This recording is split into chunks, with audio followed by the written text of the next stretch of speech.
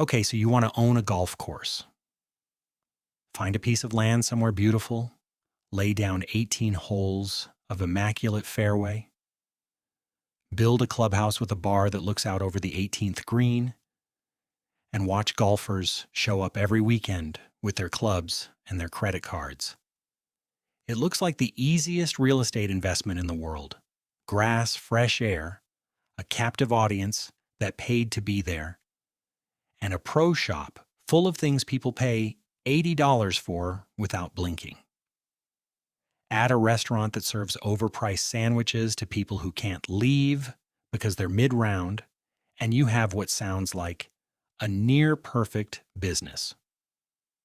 Here's the number nobody quotes when they're imagining all of this. Between 2006 and 2021, more than 1,200 golf courses in the United States permanently closed. That's roughly one course disappearing every 5 days for 15 years. Not struggling, closed. Sold off for residential development, converted to parkland, or simply abandoned. And those weren't fringe operations in forgotten markets. Many of them were established courses that had operated profitably for decades before the economics quietly turned against them. So here's the real question nobody asks before signing the purchase agreement. If a golf course is sitting on 150 acres of land, has a captive audience of people who prepaid to be there for 4 hours and charges $85 a round, where does the money actually go? Drive past a well-maintained golf course on a Saturday morning and the parking lot is full. There's a queue at the first tee. Golf carts are moving in every direction. The pro shop is doing a steady business in gloves and sleeve of balls. The turn shack, halfway through the round, has a line for hot dogs. It looks like a business that runs itself. It almost never does. The superintendent who arrived at 4:30 in the morning to get the greens mowed before the first group teed off at 7 could tell you what it actually takes to make 150 acres of grass look that effortless.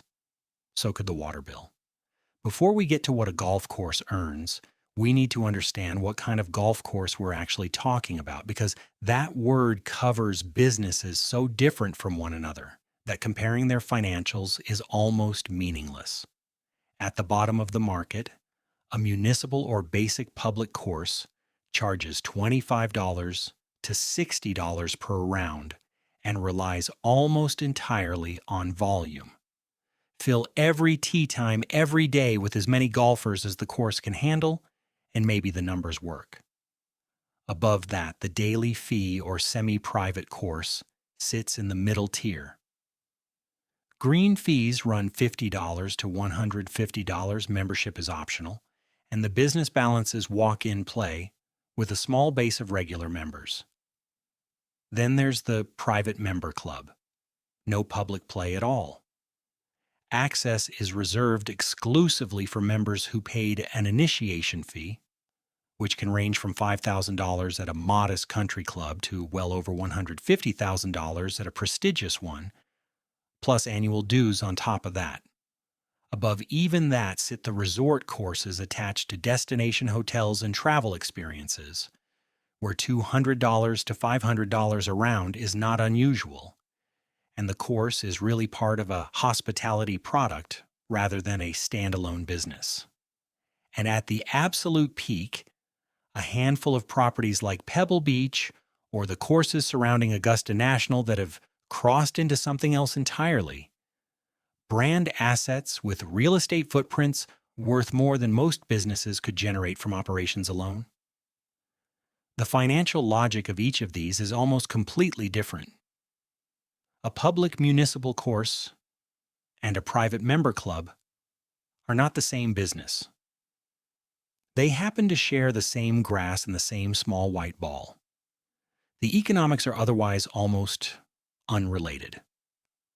Now let's talk about what it actually costs to build or buy one of these, because this is the first number that recalibrates everything.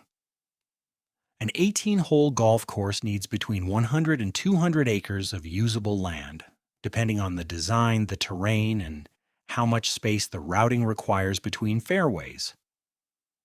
In almost any market where people actually want to play golf, suburban markets near major cities, Sunbelt retirement destinations, resort towns, land in that quantity is not cheap. In the suburbs of a mid-sized American city, 150 acres of developable land might cost $20,000 to $80,000 per acre.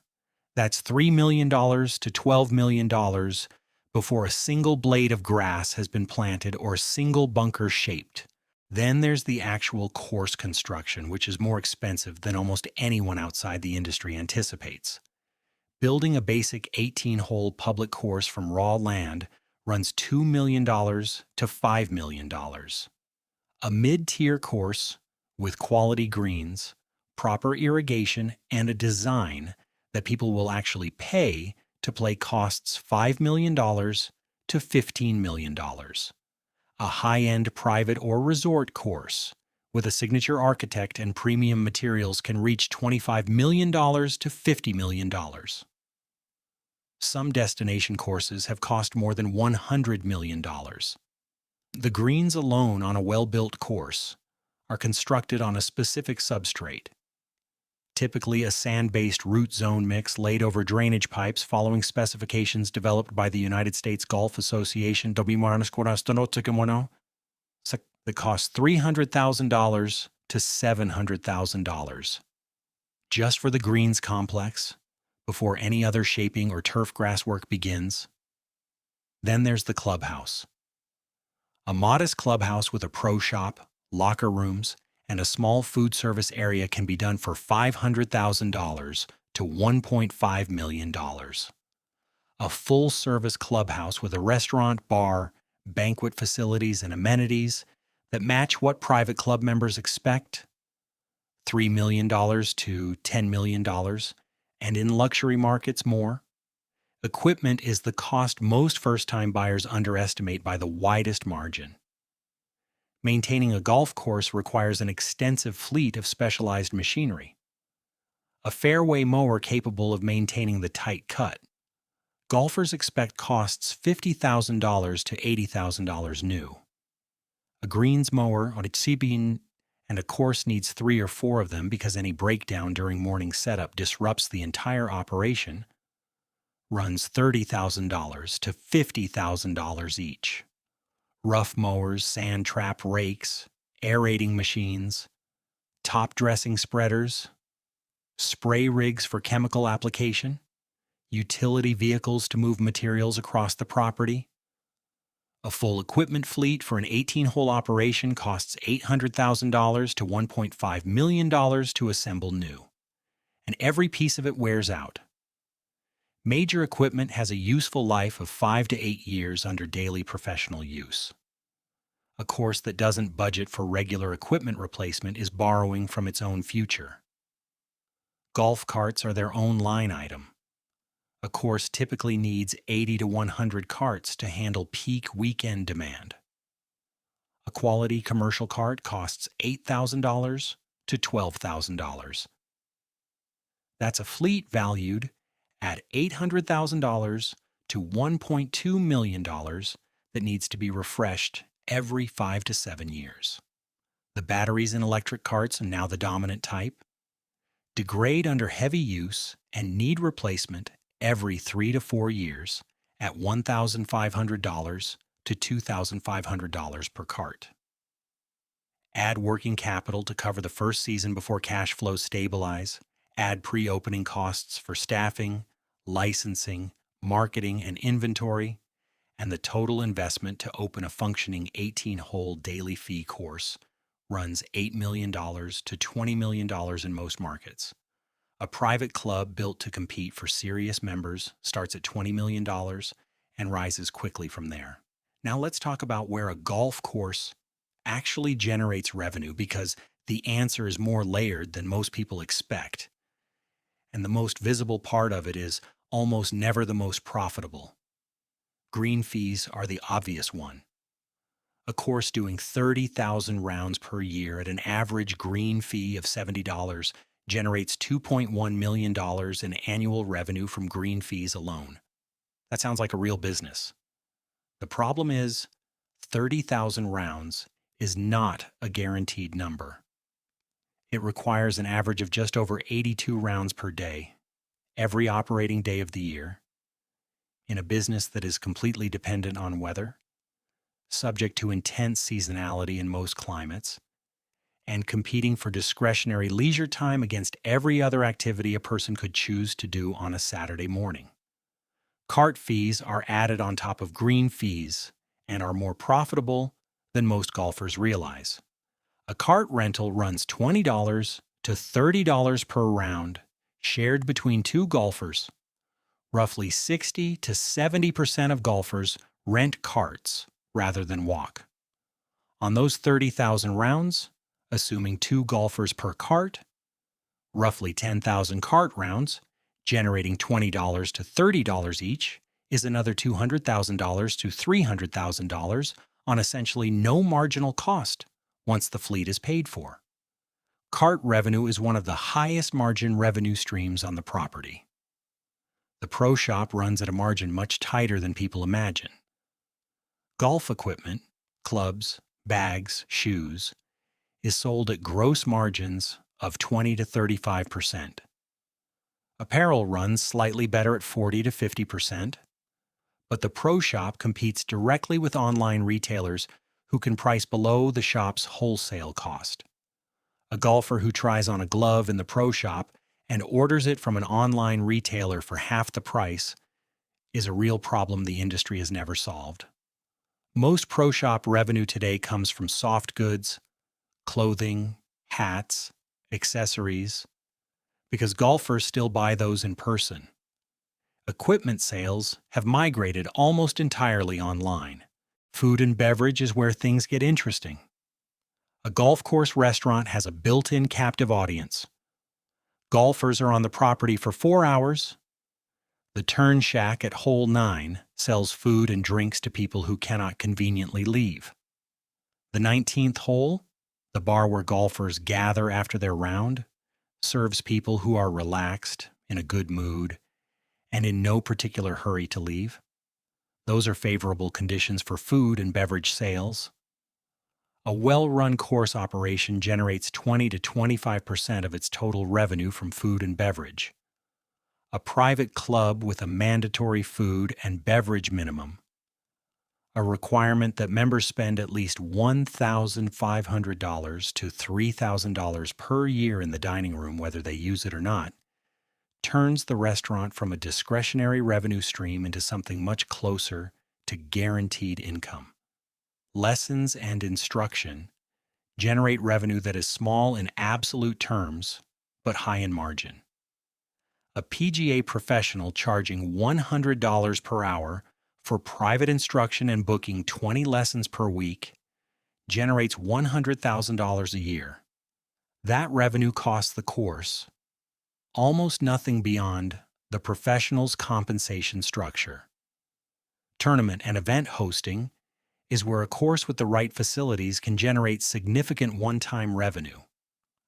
A corporate outing of 100 golfers paying $150 per person for green fees, cart, food, and prizes generates $15,000 in a single day. A club championship or invitational event generates hospitality revenue, food and beverage, and guest fees. Courses that market aggressively to corporate clients can generate $300,000 to $800,000 a year from events alone. But now let's talk about what eats all of it. Because the cost structure of a golf course is one of the most punishing in any industry, and the reason comes down to one word: turf. Grass is a living organism. It has to be maintained every single day. It requires water, fertilizer, pesticide, fungicide, herbicide, and constant mechanical attention. The 18th green cannot be allowed to go 2 weeks without mowing because it is a slow week. The bunkers cannot be left unraked because rain is forecast. The course exists in a permanent state of biological urgency that does not respect slow seasons, economic downturns, or the owner's cash flow situation. Water is the most volatile and, in many markets, the most threatening cost a golf course faces. The average 18-hole course in the United States uses between 80 million and 130 million gallons of water per year. In a humid southern state where rainfall is abundant, irrigation costs might run $30,000 to $80,000 annually. In an arid western state, Arizona, Nevada, Southern California, the same course might spend $300,000 to $600,000 per year on water, and that's before drought restrictions or water rate increases. Several desert golf markets are now facing existential questions about water availability that have nothing to do with demand for the sport. Phoenix and Scottsdale, home to some of the most prestigious golf real estate in the country, are in a region where long-term water supply is structurally constrained. The Colorado River, which supplies water to much of the Southwest, has been running below contractual allocation levels for years. Golf courses in these markets are beginning to be seen not as amenities, but as political liabilities. The chemical program, fertilizers, fungicides, herbicides, insecticides, runs $80,000 to $250,000 per year on a standard 18-hole operation.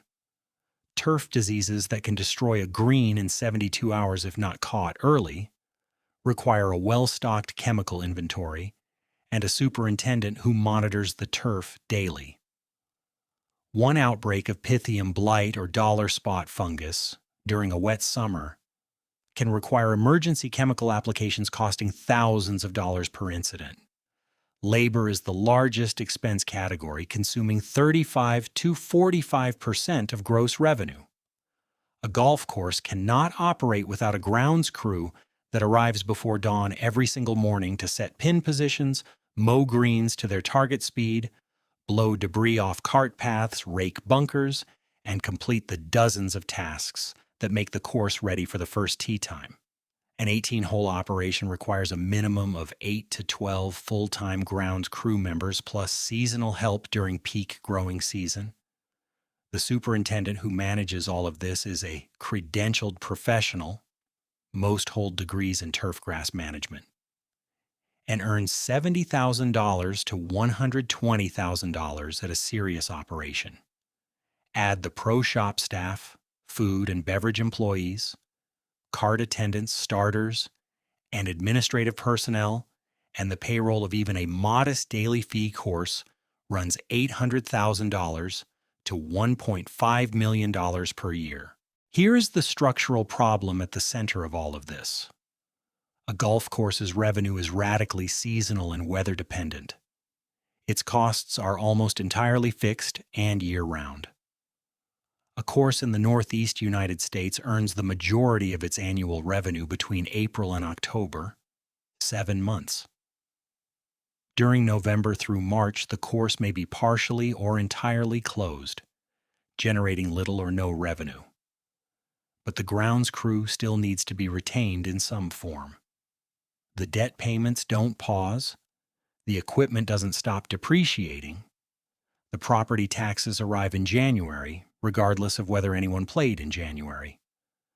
Rain on a Saturday morning can cancel 30 to 40 booked tee times and cost a public course $3,000 to $8,000 in a single day. 3 consecutive rainy weekends during peak season can be financially catastrophic for a course operating on thin margins. Unlike most businesses where you can hold inventory until demand returns, a golf tee time is the most perishable product imaginable. A 7:12 a.m. tee time on Saturday is gone the moment 7:12 a.m. Saturday passes. It cannot be sold tomorrow. It cannot be stored. Every rained-out tee time is revenue that simply ceases to exist. Let's look at some actual numbers. A mid-tier daily fee course doing 28,000 rounds per year at $72 average, green fee generates $2.016 million from green fees. Add cart fees of $270,000, food and beverage of $580,000, pro shop of $150,000, lessons and events of $180,000, total revenue approximately $3.2 million. Now the costs: labor $1.25 million, water and chemicals $300,000, equipment maintenance and replacement reserve $180,000, supplies, seed, sand, soil, liner materials $90,000, utilities $120,000, insurance $80,000, debt service on $8 million of acquisition and construction financing at 7%, $672,000, property taxes $90,000. Add miscellaneous, and total operating costs approach $3 million. The net result, somewhere between $100,000 and $250,000 of annual income on an $8 to $12 million investment. That is a return on investment of 1 to 2.5%. A money market account pays more. This is the quiet economic reality of the daily fee golf course that most buyers never fully confront until they've owned one for 2 or 3 years. Now compare that to the private club model, which functions almost like a different industry. A well-established private club with 450 members paying $16,000 in annual dues generates $7.2 million in dues revenue before a single round is played or a single meal is served. The food and beverage minimum, say $2,000 per member per year, adds another $900,000 in essentially guaranteed restaurant revenue. Initiation fees from new members replacing those who resign generate additional income of $200,000 to $500,000 per year depending on turnover and fee level. Total revenue at this membership size, $9 to $11 million. With disciplined cost control, a private club at this scale can generate operating income of $1.5 to $3 million annually. On a $15 to $20 million asset, that is a meaningful return. The private club is fundamentally not in the golf business. It is in the membership business. Golf is the reason members join and stay. But the income comes from dues that arrive whether the member plays twice a week or twice a year, from food minimums that are contractually owed, regardless of how often the member eats at the club, and from the social experience of belonging to a community with controlled access. A member who never plays golf and only uses the dining room is still worth $18,000 a year in dues and minimum spending. A member who plays 5 days a week is worth the same dues, generates more wear on the course, requires more labor to maintain the turf they're walking on, and may actually cost the club more to service than the member who never plays.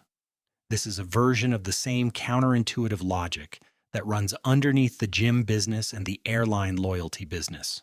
The best financial outcome is not the most engaged customer. It is the customer who pays the full membership cost and demands the least in return. Now let's talk about the two things that built the most durable wealth in golf, neither of which involves selling green fees. The first is real estate. The single most lucrative use of a golf course has historically been as the centerpiece of a residential development. A developer who builds 18 holes of golf and surrounds the course with 300 home sites can sell those lots at a premium of $30,000 to $100,000 per lot over comparable land without the golf amenity.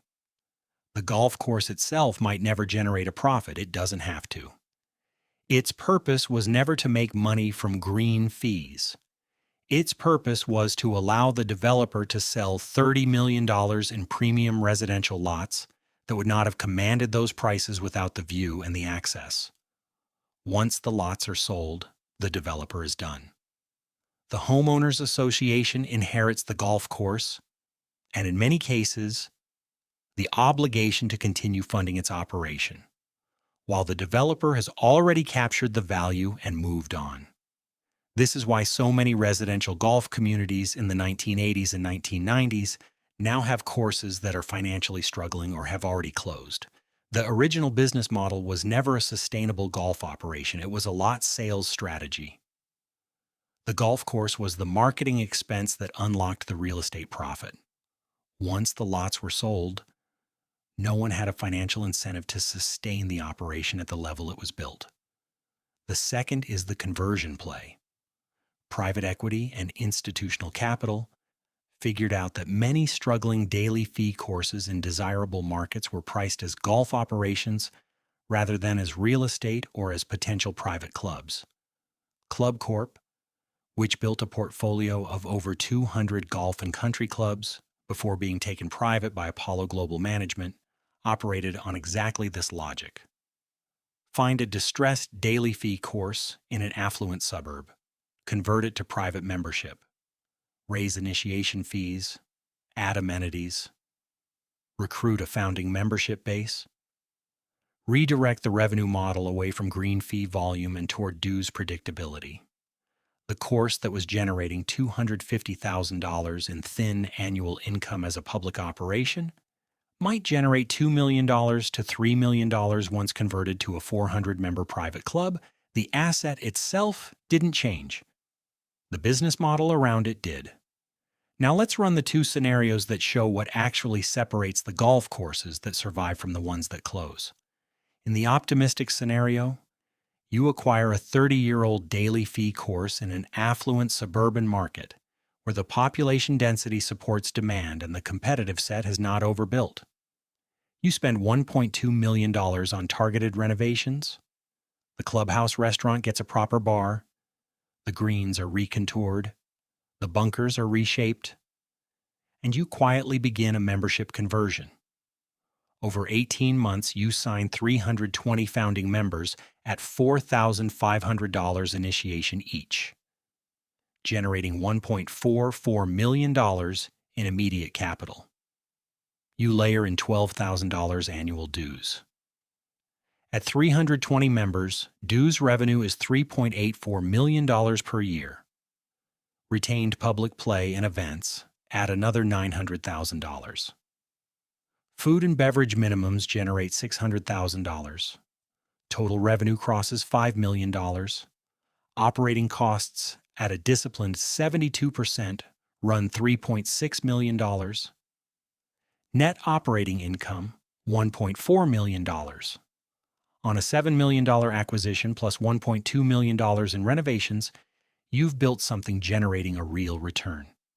In the realistic scenario, you acquire the same course in a market where 3 other public courses are competing for the same pool of golfers. Green fees are compressed by competition to $58 average. The summer is brutal. 11 weekends with significant rain, costing $180,000 in lost green fee revenue that cannot be recovered.